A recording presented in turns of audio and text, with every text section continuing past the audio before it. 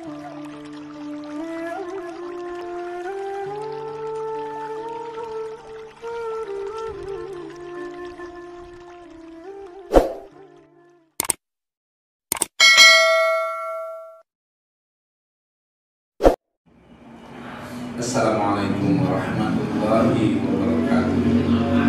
Alhamdulillahirabbil alamin. Wassalatu wassalamu ala sayyidina Muhammadin wa ala alihi wa sahbihi ajmain, amma ba'd. Qala Allah ta'ala fil Qur'anil azim. A'udzu billahi minasy syaithanir rajim. Bismillahirrahmanirrahim. Wa'tasimu bihablillahi jami'an wa la tafarraqu. Al-ayah. Alhamdulillahirrahmanirrahim. Pada kesempatan kali ini kita akan sedikit bernarasi, di mana narasi ini mudah bermanfaat dan bersumber dari sesuatu hal yang mutlak kita harus ikuti bersama dan kita sama-sama menjalankan sebagai umat muslim. Satu hal yang perlu kita sikapi pada kesempatan ini, di dalam kesempatan yang berbahagia ini, adalah saya ingin menyampaikan bagaimana kita memperlakukan Allah, bagaimana kita memperlakukan Allah dalam ibadah kita.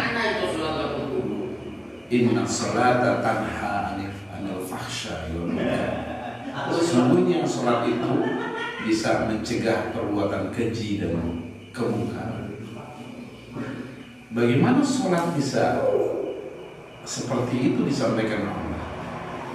Tentunya kita harus mengkaji bagaimana pula cara menghadap Allah dalam sholat.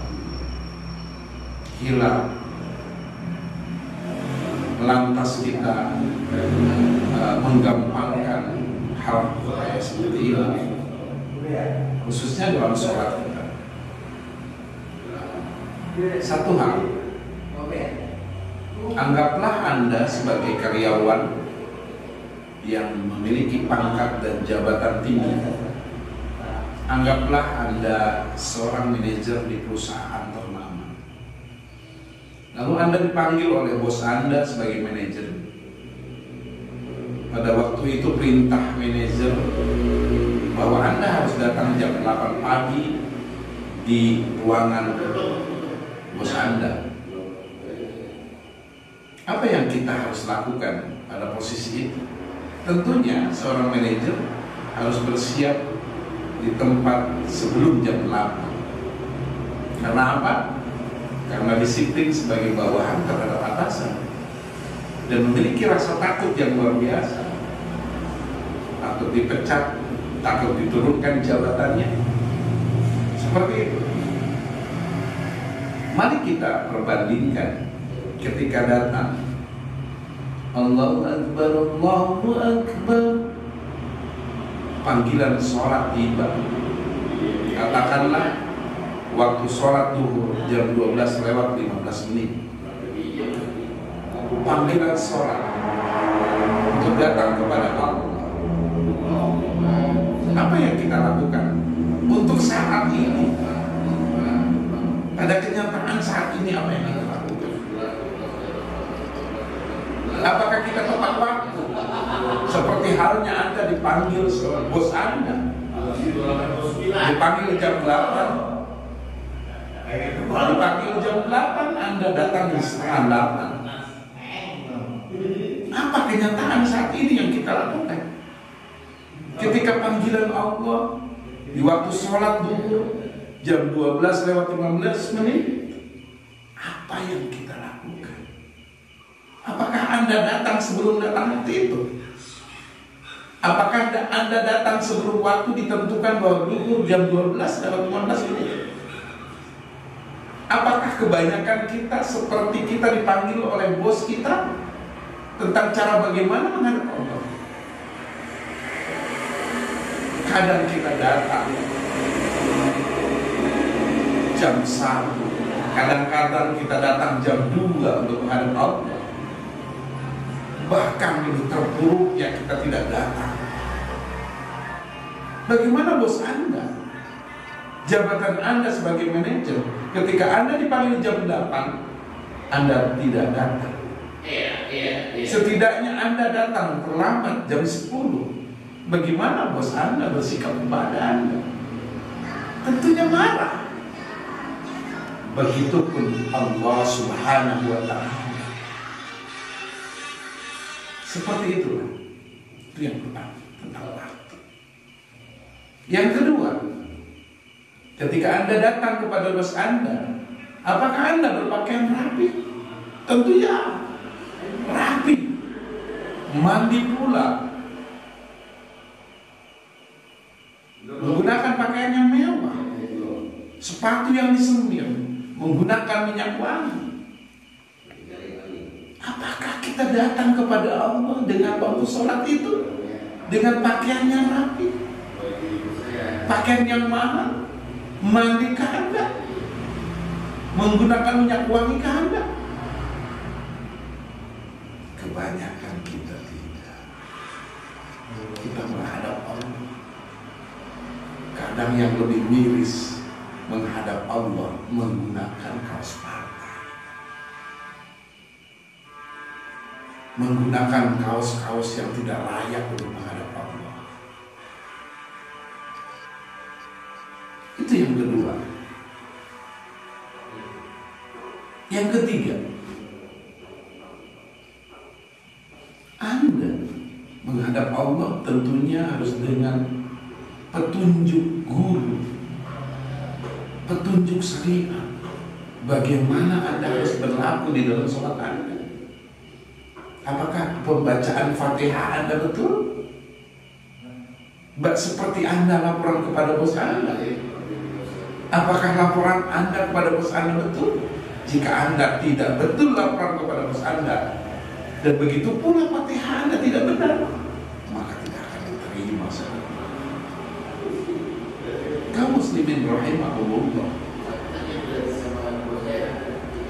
hal yang sederhana ini, hal yang sederhana yang kita lewati ini, hal yang sederhana yang sudah kita lakukan bertahun-tahun, bahkan sepanjang hidup, bahkan di sisa umur kita ini, tak ada kekhawatiran. Dikurangi sehat, ada was-was. Dikurangi jabatan, tentu Anda akan lebih was-was.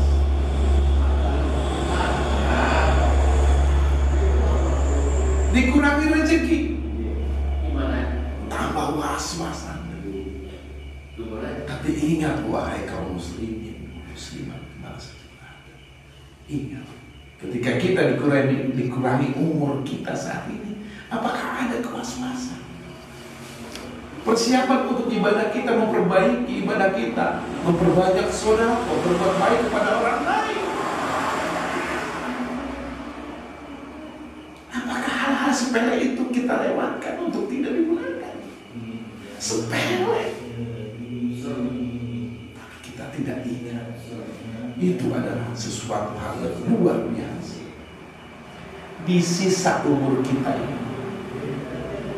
Bahkan kata Allah, bertobatlah kepada, niscaya akan aku ampuni.